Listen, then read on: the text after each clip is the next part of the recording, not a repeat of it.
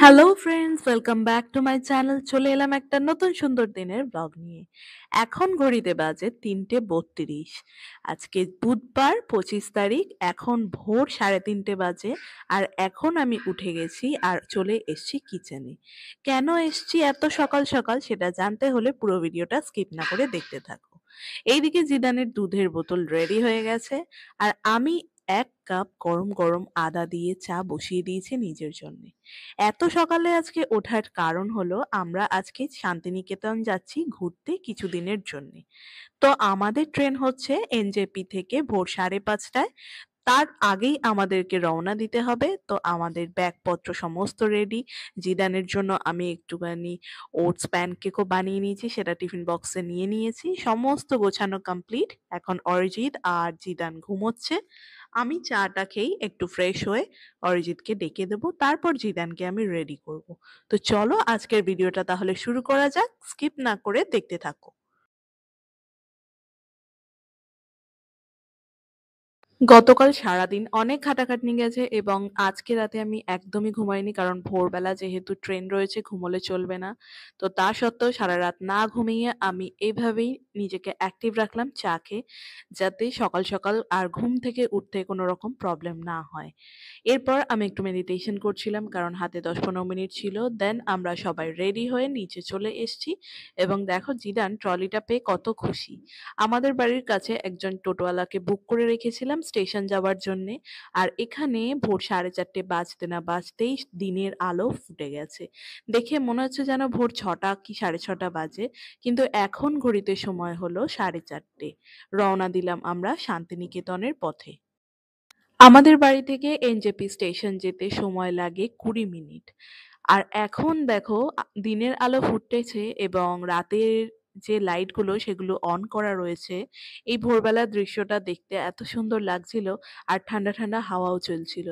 দেখতে দেখতে আমরা পৌঁছে গেলাম এনজেপি স্টেশনে। ভোরবেলা হলেও এখানে সবসময় যেহেতু ট্রেন আসা যাওয়া করছে, যথেষ্ট লোকজন এবং গাড়ির আনাগোনা রয়েছে। আমাদের ট্রেন ছাড়বে ৫:৩০টায়। আমরা পৌঁছে গেছি স্টেশনে ৪:৫০-এ। আর এই যে ট্রেনের সামনে আমরা দাঁড়িয়ে রয়েছি, এখানেই আমরা উঠবো। এসকালেটর থেকে নামা মাত্রই আমাদের কোচটা আজকে সামনেই ছিল। আর একদমই প্ল্যাটফর্মে আমাদেরকে কোচ নাম্বার খুঁজতে হয়নি। আমরা আমাদের সিটে বসেও পড়েছি এবং জিদান কিন্তু ভীষণ খুশি ও অনেক এক্সাইটেড বাইরে ঘুরতে যাওয়া হচ্ছে বলে। প্রায় ৪ মাস পর ও আবারও ট্রেনে উঠলো। লাস্ট ও গিয়েছিল কলকাতায় মামার বাড়িতে, দাদুর বাড়িতে, এবং এখন ও যাচ্ছে শান্তিনিকেতনে ঘুরতে। আমরাও ছোটবেলায় ট্রেনে করে যখন কোথাও যেতাম ঠিক একইভাবে জানলার বাইরে তাকিয়ে থাকতাম। আর আজকে জিদানকে দেখে নিজের ছোটবেলার কথাই মনে পড়ে যাচ্ছে, যে কত রকম জিনিস আমরা অবাক হয়ে তখন দেখতাম। গাছপালা, লোকজন, গাড়ি সবকিছু। এখন বাজে প্রায় ৬:৩০ মতন। এখন পেপার দেওয়ার সময় হয়ে গেছে এবং আমরা বেশ খানিকটা এগিয়েও এসছি। এরপর না এখানে প্রচুর চা বাগান দেখতে পাওয়া যাবে। সেই কারণে আমি বারবার দেখতে চাইছিলাম জানলা থেকে যে কখন চা বাগানের দৃশ্যটা দেখতে পাবো। এদিকে জিদানের একটা ফিডিং এর সময় হয়ে গিয়েছিল এবং ওকে ঘুম পাড়ানোর একটা চেষ্টা করছিলাম। তো ওকে ফিড দিয়ে নিয়েছিলাম। আমি বাড়ি থেকে সমস্ত কিছু রেডি করে নিয়েও এসছি এবং এরপর আমাদেরকে জল দিয়ে গেল। দেখতে দেখতে দেখো অনেকটা এগিয়ে এসছি এবং তোমাদেরকে শেয়ার করছি চা বাগানের অপূর্ব সুন্দর দৃশ্য। এখানে যেহেতু বৃষ্টি চলছে কিছুদিন ধরে, তাই কিছু কিছু জায়গায় জল জমে রয়েছে, কিন্তু তা সত্ত্বেও এত সুন্দর দেখতে লাগছে চা বাগানগুলো। সকালবেলায় সবুজে আরো ভরে উঠেছে। চা বাগান দেখতে দেখতে হাতের কাছে চলে এলো ১ কাপ চা আর একটা বিস্কিট। প্রতিদিনের একঘেয়ে জীবন থেকে একটু অন্যরকম স্বাদ পাওয়ার জন্যই আমরা নিজেদেরকে ছুটি দিই এবং আজকের দিনটা সেরকমই একটা দিন।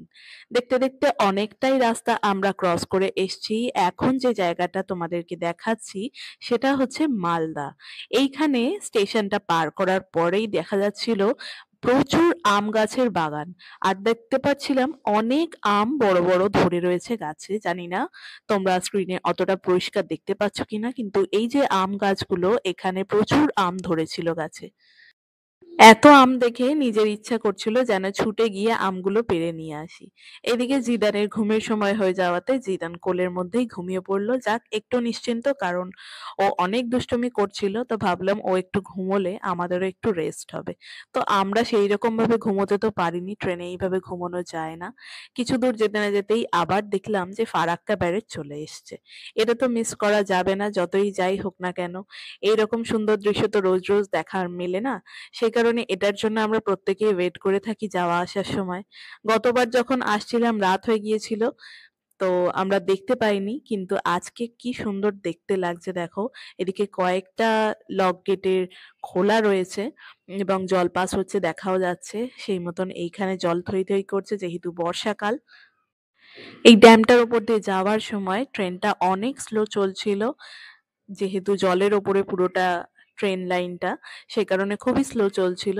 এবং এর কিছু দূর পরেই আমরা প্রায় অনেকটা এগিয়ে এসেছি আমাদের গন্তব্যস্থলে, কারণ এই স্টেশন একটা একটা করে পার হতে হতেই দেখতে দেখতে আমরা পৌঁছে যাচ্ছি বোলপুর স্টেশনে।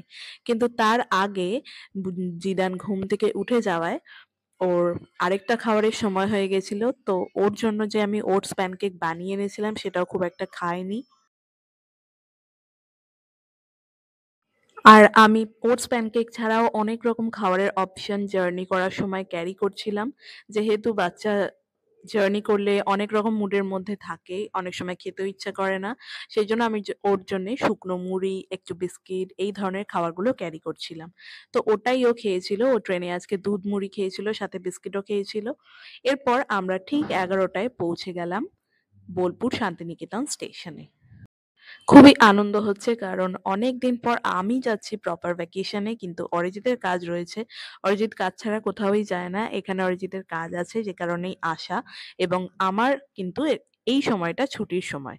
তার কারণ এখানে আমাকে রান্নাবান্নাও করতে হবে না এবং অন্যান্য কাজও কিছু করতে হবে না সেইভাবে। একটু রেস্টের জন্যই আমরা এখানে এসছি অরিজিতের সাথে। তো চলো, বোলপুর স্টেশনে পৌঁছানো মাত্র আমরা কি করে হোটেল অবধি যাচ্ছি সেটা, বাকিটা ভিডিওটা তোমাদের সাথে শেয়ার করছি।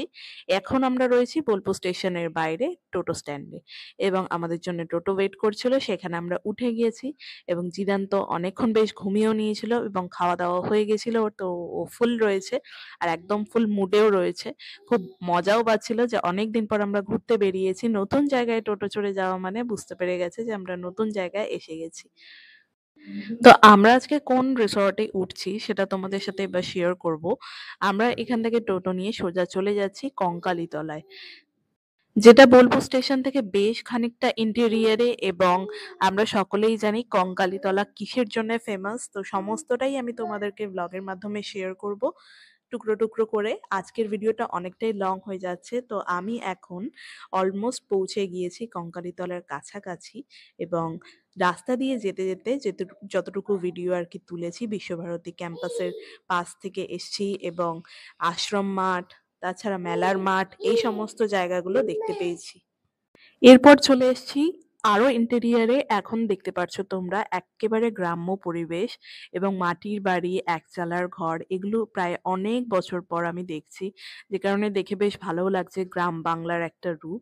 আর দেখো, জিদান শহর পেরিয়ে যখন গ্রামের দিকে এলো একটু বোর হয়ে গেল। ওর একটু ঘুম ঘুমও পাচ্ছে, তার কারণ এত ফ্রেশ এয়ার এখানে, কি বলবো। আর এখানে হয়তো বৃষ্টি হয়েছে কিছুদিন আগে বা কালকেই হয়তো হয়েছে, যে কারণে বেশ ঠান্ডা হাওয়া চলছিল। দেখলাম বেশ মজাই পেল জিদান, কিন্তু একটু বোরও হচ্ছিল, কারণ অনেকটা দূর আমরা এসে গেছি। এবং এইমাত্র আমরা পৌঁছাচ্ছি আমাদের রিসর্টে। এই যে আমাদের রিসর্ট কোপাভিলে। রিসর্টে পৌঁছাতে পৌঁছাতে আমাদের সময় হয়ে গেছিল লাঞ্চ টাইমের অলমোস্ট, কারণ আমরা ট্রেনে ব্রেকফাস্ট তো করেছিলাম কিন্তু সেইভাবে আমাদের পেট ভরেনি। খুব খিদেই লাগছিল এবং জিদানেরও একটু খিদে খিদে পেয়ে গেছিল। তো এসে আগে আমরা স্নান করে নিয়েছি এবং জিদানের জন্য নিয়ে নিয়েছিলাম ডাল, ভাত আর আলু ভাজা। ওটা ওকে আমি রুমের মধ্যেই খাইয়ে দিয়েছিলাম এবং তারপরে আমরা চলে গেছিলাম কিচেনে। এখানের কিচেনটা এত সুন্দর, আর দেখে তোমাদেরকে ইচ্ছে হলো যে শেয়ার করি। দেখো, কোপা কিচেন নাম। আর দরজাটা দেখো, সহজ পাঠের বইয়ের যে কভারটা সেটার একটা প্রিন্ট এখানে রয়েছে। আর কিচেনের ভেতরে ডেকোরেশন বলতে রবি ঠাকুরকে দিয়েই ডেকোরেশন করা হয়েছে। অ, আ, হস্যই দীর্ঘই সহজ পাঠের যে ছবি, সহজ পাঠের যে লেখা, সেইগুলো দিয়েই এখানে সুন্দর করে ডেকোরেশন করা হয়েছে কিচেনটা। এটা কিচেন নয়, এটা অ্যাকচুয়ালি খাবারের জায়গাটা। কিচেনটা হচ্ছে গিয়ে বাইরে রয়েছে এবং খুব সুন্দরভাবে আমাদেরকে আজকে খেতেও দিয়েছিল। এখানে ছিল সরু চালের ভাত, একটু মসুর ডাল, আর ছিল আলু পোস্ত, একটু লেবু, লঙ্কা, পেঁয়াজ, আর ছিল কাতলা মাছের কালিয়া। শেষ পাতে দিয়েছিল পাঁপড় আর চাটনি। দুপুরবেলাটায় পেট ভরে আমরা খেয়ে একটু রেস্ট নেব। আর আজকের ভিডিওটা এখানে এন্ড করব। আগামীকাল নিয়ে আসবো আমরা কোথায় কোথায় ঘুরলাম এখানে, সেটারই ব্লগ দেখতে হলে চ্যানেলে চোখ রাখতে হবে। তো চলো, bye, take care, good night.